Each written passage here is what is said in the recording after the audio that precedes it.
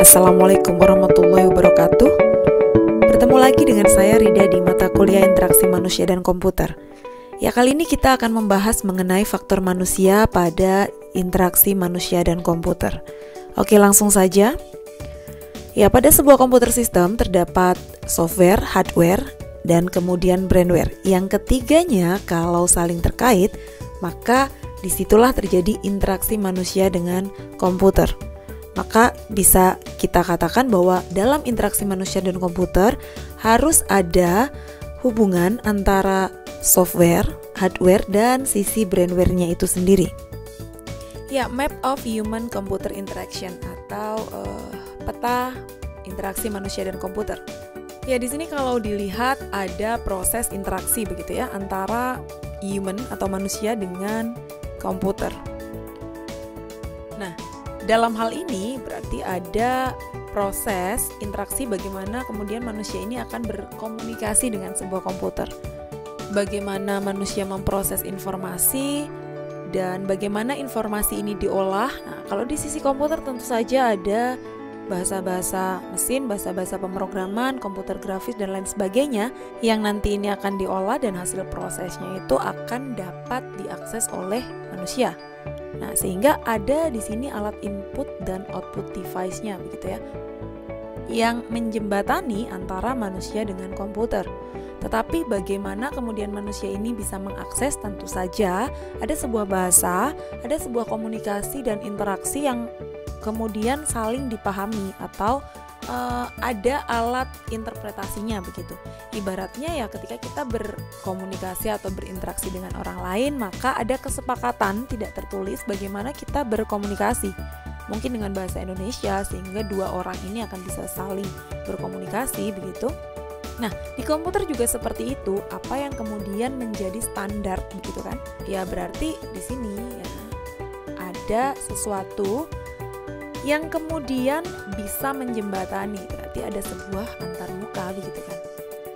Antarmuka ini tentu saja akan diakses manusia dengan melibatkan tadi alat input dan outputnya.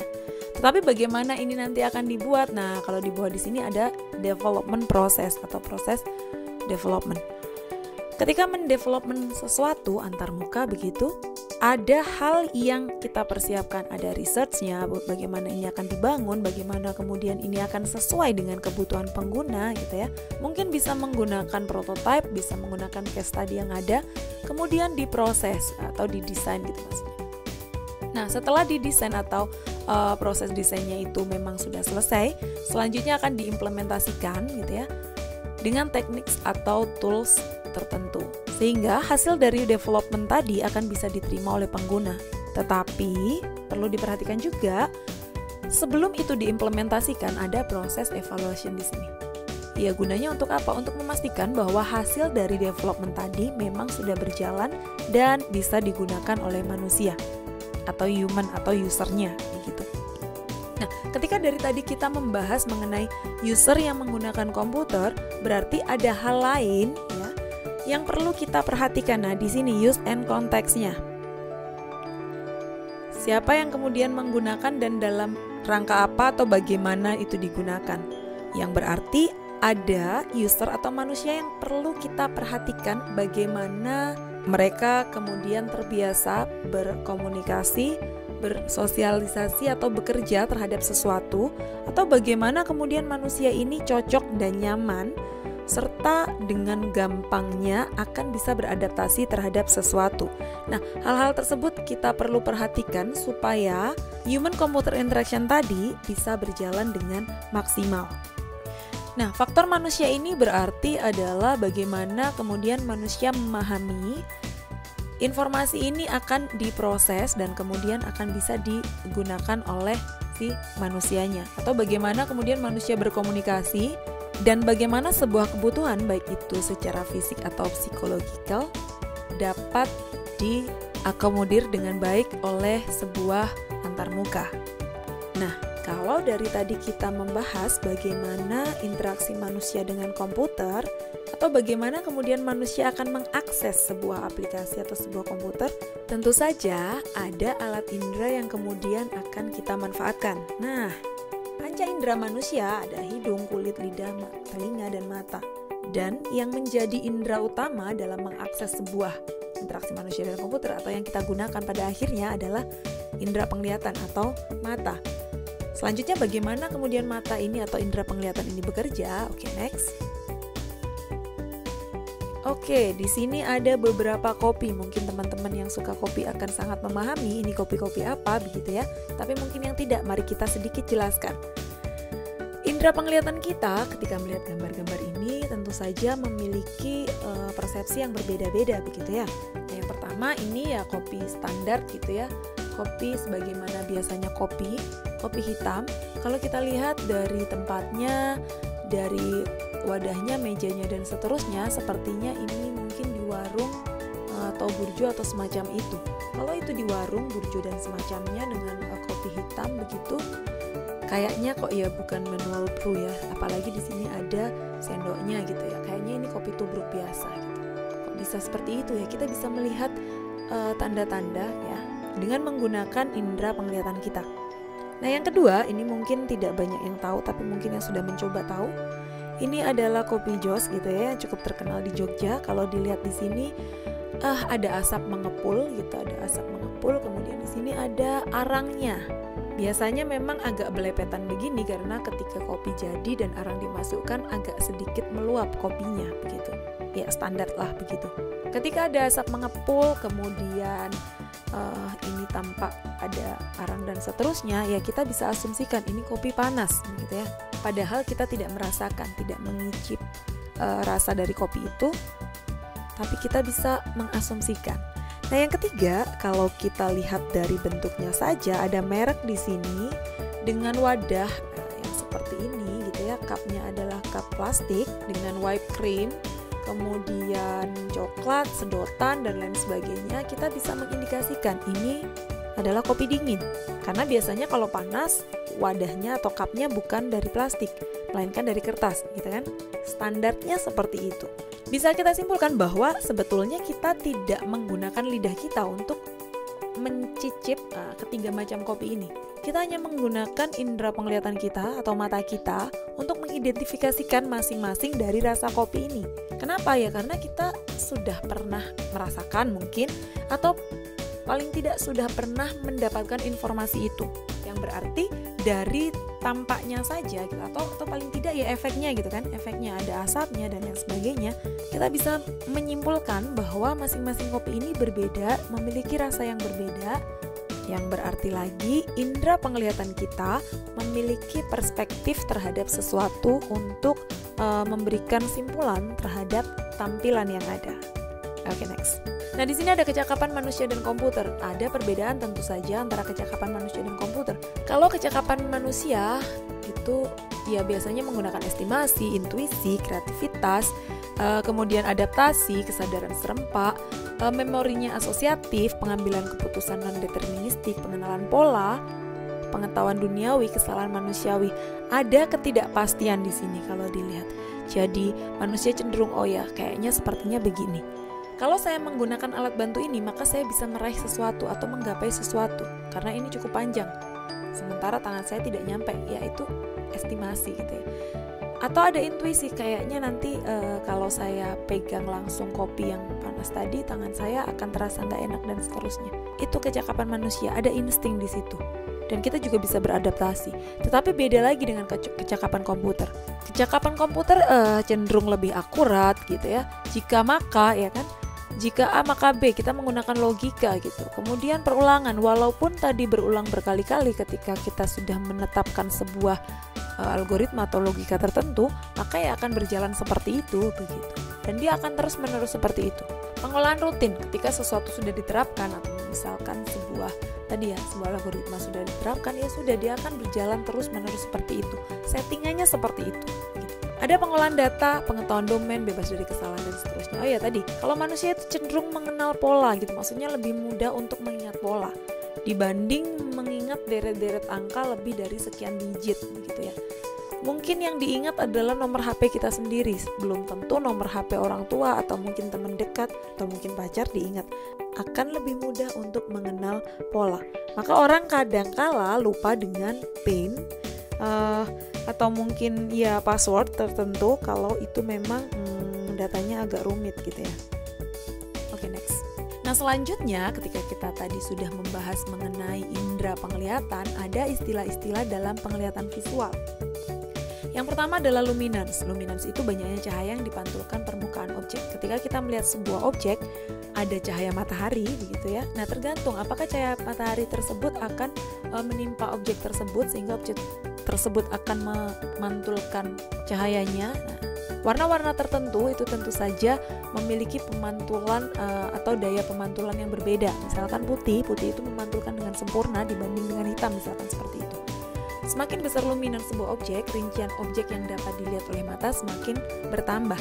Tetapi luminance ini memiliki keterkaitan dengan adanya kontras, gitu ya. Kontras adalah selisih antara luminance objek dengan latar belakangnya. Nah, tadi ketika memang objek ini berwarna misalkan putih, dia akan memantulkan cahaya dengan sempurna. Tapi kalau kontrasnya 0 alias latar belakangnya juga putih, ya nggak akan kelihatan gitu ya. Maka harus kita pastikan dulu kontrasnya harus bagus. Nilai kontras dapat bernilai positif atau negatif. Nilai kontras negatif akan membuat objek tidak tampak. Nah, tadi ya contohnya, kalau objeknya ini putih, tulisannya putih, backgroundnya juga putih, ya nanti nggak akan kelihatan gitu ya. Sehingga di sini kalau dilihat ya, ini backgroundnya biru, tulisannya putih, ini cukup bagus. Nah, ini juga, ini backgroundnya warna ya agak abu-abu gitu ya dengan biru. Kontrasnya bagus, sehingga luminance-nya juga menjadi bagus. Kalau dilihat di sini biru dengan abu-abu, ketika kontrasnya ini mungkin tidak sempurna ya, mungkin birunya terlihat tampak tidak terlalu bercahaya. Padahal biru ini, biru pada teks ini sama dengan biru yang ada pada backgroundnya. Tetapi di sini backgroundnya kan kita kombinasikan dengan warna putih, sehingga tadi kontrasnya akan menjadi semakin jelas. Oke, next. Nah, ini contoh kontras yang lain gitu ya. Kita belum baca tulisannya dulu, kita lihat di sini kontrasnya saja, warnanya dan warna objek dengan warna backgroundnya. Ada kontras di sini, merah dengan putih gitu ya. Memang kontrasnya ada, tetapi ini sama-sama memantulkan cahaya. Ketika dua bagian ini, objek dan latar belakangnya sama-sama memantulkan cahaya, penglihatan kita akan terganggu. Mungkin dalam sekian detik nggak apa-apa, tetapi lama-lama nggak nyaman. Karena ini menusuk mata gitu ya, cukup menusuk mata. Maka harus ada yang perlu kita ubah gitu kan. Antara backgroundnya yang kita redupkan, dalam artian jangan yang luminance-nya besar atau objeknya yang kita gelapkan gitu. Nah, tergantung itu saja. Nah, terkait dengan kecerahan ini, udah saya next dulu gini ya, supaya tidak sakit di mata. Nah, kecerahan ini adalah tanggapan subjektif pada cahaya. Nah, tergantung tadi cahayanya itu cerah seperti apa sih, secerah apa gitu. Tidak ada kaitan dengan luminan dan kontras, namun luminan dapat berimplikasi pada kecerahan. Nah, tadi itu, kalau luminance-nya itu terlalu kuat gitu ya, sama-sama kuat, tingkat kecerahannya itu menjadi sangat terasa gitu. Padahal sebetulnya nggak ada keterkaitan tadi. Kecuali kalau kita redupkan background-nya tadi ya, merahnya tadi mungkin. Nah, ini sedikit kita warnanya kita redupkan begitu, bukan yang luminance-nya besar, itu akan mempengaruhi kecerahan. Ini contohnya adalah kisi-kisi Hermann. Kisi-kisi Hermann itu yang seperti ini. Nah, ketika backgroundnya itu dengan luminance yang maksimal putih, dan di sini ada kisi-kisi Hermann berwarna hitam gitu ya, ini sangat bertolak belakang sekali. Maka mata kita akan dikenai ilusi optik. Rasanya akan ada titik-titik putih di antara kisi-kisi Hermann ini. Ada titik-titik putih, atau ya sebaliknya, ketika di sini backgroundnya hitam kemudian kisi-kisinya berwarna putih, maka rasanya ada titik-titik hitam di antaranya. Oke, next. Selanjutnya istilah dalam penglihatan visual. Nah, dalam penglihatan visual kita harus pahami bahwa terdapat sudut dan ketajaman penglihatan. Sudut penglihatan atau visual angle itu adalah sudut yang dibentuk antara objek dengan mata. Jadi kalau kita melihat sesuatu, tentu saja ada objek yang dibatasi gitu. Kita tidak bisa melihat sepenuhnya. Misalkan seperti halnya gambar di sini, mungkin ini sebetulnya sampai bawah gitu ya gambarnya, tetapi karena memang sudut penglihatan kita itu terbatas, maka pada batas tertentu saja kita bisa melihat. Lebih dari itu, ya hanya bayang-bayang saja atau tampilan blur gitu ya di mata kita. Ketajaman penglihatan, sudut penglihatan minimum ketika mata masih dapat melihat sebuah objek dengan jelas. Jadi ini sudutnya, sudut penglihatan minimumnya. Maksimal lebih dari itu yaitu tadi tidak lagi jelas. Sudut penglihatan yang nyaman bagi mata adalah 15 menit dan dalam kondisi penglihatan yang buruk dinaikkan sampai dengan 21 menit. Dalam arti kita mungkin bisa cukup nyaman gitu ya melihat dalam tempo sekian.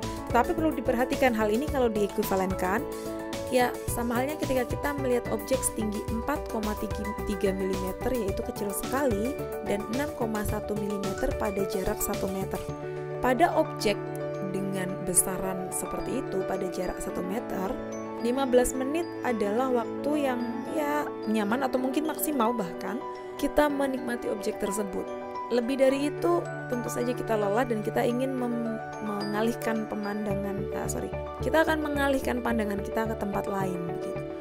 Sehingga hal ini perlu diperhatikan ketika kita mendesain sesuatu, entah itu mungkin website, games gitu ya, atau mungkin iklan atau video grafis atau apapun itu, kita perlu pertimbangkan dulu kita mengaksesnya dengan menggunakan apa. Apakah menggunakan gadget kita atau kemudian laptop kita, atau mungkin itu adalah papan video yang besar yang ada di jalan gitu ya. Bagaimana kemudian kita mempertimbangkan itu dan membuat tadi ya objek itu sehingga objek itu akan tetap bisa dilihat oleh user, bisa dilihat oleh manusia, human tadi dengan nyaman dan informasinya nyampe. Oke, next. Selanjutnya adalah medan penglihatan. Nah, di sini yang perlu teman-teman pahami, ada sudut yang dibentuk ketika mata kita itu bergerak ke kiri dan ke kanan. Kalau kita bagi gitu ya, ada daerah 1, 2, 3 dan 4. Nah, di sini daerah 1 ini adalah penglihatan binokuler. Ini adalah penglihatan utama pada derajat 62 sampai dengan 70 derajat. Nah, pada derajat ini atau pada daerah 1 ini tentu saja penglihatan kita itu adalah penglihatan utama dan fokus begitu ya. Makanya seringkali kalau di sebuah desain website begitu, point of view-nya berada di tengah karena memang itu adalah titik fokus atau titik utama penglihatan kita ketika melihat sebuah objek. Lebih dari itu, derajatnya lebih dari itu ya pandangan blur, penglihatan monokuler. Maka biasanya di website itu informasi-informasi yang sifatnya itu mungkin second information begitu ya ada di sisi kanan atau sisi kiri, bukan di tengah-tengah. Daerah 2 dan 3 ini adalah monokuler kiri dan kanan. Ya, mungkin teman-teman bisa mencoba begitu ketika memfokuskan pandangan ke depan, ada bagian ekor mata kita yang kemudian bisa menangkap sesuatu, tetapi tidak jelas. Sehingga ya kalau ada orang lewat ya kelihatan, tetapi tidak jelas itu siapa gitu kan. Sementara di sini daerah 4 itu adalah daerah buta yang ya kita tidak bisa melihatnya karena ada di sisi bagian belakang kita. Nah, ini adalah emotional impact of each color. Nah, ini saya dapat dari Color Theory in Web UI Design. Klasifikasi warna ada pembagian warna hangat dan dingin gitu ya. Merah hingga kuning. Nah, ini semakin ke kuning itu ada rasa-rasa yang kemudian mempengaruhi emosional kita. Merah itu stimulating, menstimulasi, mempengaruhi gitu ya. Makanya mungkin beberapa tempat makan menggunakan warna merah untuk mempengaruhi nafsu makan supaya dengan enaknya makan dan terus-menerus makan begitu. Hingga sampai dengan ke kuning itu energetik, memberikan energi gitu. Maka kalau teman-teman ingin berenergi, kamarnya silakan mungkin dicat warna kuning gitu ya, supaya bisa memberikan energi dalam belajar. Nah, itu warna-warna hangat. Sementara untuk warna-warna dingin ada ungu, biru dan hijau. Ini ada semakin dari hijau semakin ke ungu gitu ya, semakin ada rasa gelap gitu. Oh, ini agak kebalik ya, saya urutannya kebalik. Hijau itu merelaksasi, memberikan rasa rileks. Makanya ketika mata kita lelah sewaktu terlalu lama mengakses komputer gitu ya, kadang kita diminta untuk melihat pepohonan, dedaunan yang hijau-hijau gitu ya, untuk kembali merefresh mata kita, untuk kembali merelaksasi mata kita. Ya memang begitu, karena warna hijau itu merelaksasi penglihatan kita. Biru itu inviting gitu, ada kesan mengundang gitu, nyaman. Makanya bank itu banyak menggunakan warna-warna biru karena ingin memberikan kepercayaan, rasa nyaman gitu ya, mengundang, ayo simpan uang Anda di bank saya gitu kan. Ungu itu luxury, looks, ada kesan looksnya yang kemudian memberikan rasa ya ini mahal gitu. Yang selanjutnya adalah warna-warna netral, hitam, putih, dan abu-abu. Ini di luar dari warna hangat dan warna dingin tadi. Oke, selanjutnya ini adalah kombinasi warna terbaik.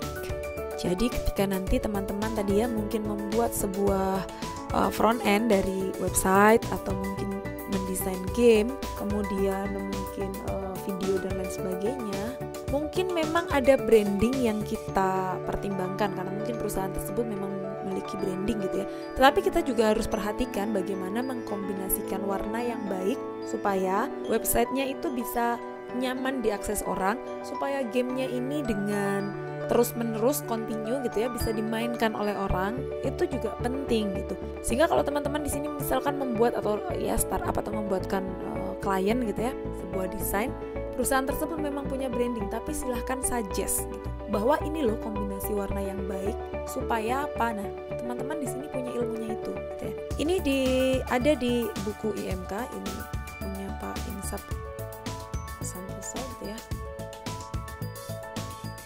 Ini bisa diakses, sehingga kalau teman-teman mungkin latar belakangnya biru, maka garis tipis dan teksnya apa, garis tebal dan teksnya kira-kira apa gitu ya. Ada kombinasi warna terbaik, tentu saja ada kombinasi warna terburuk.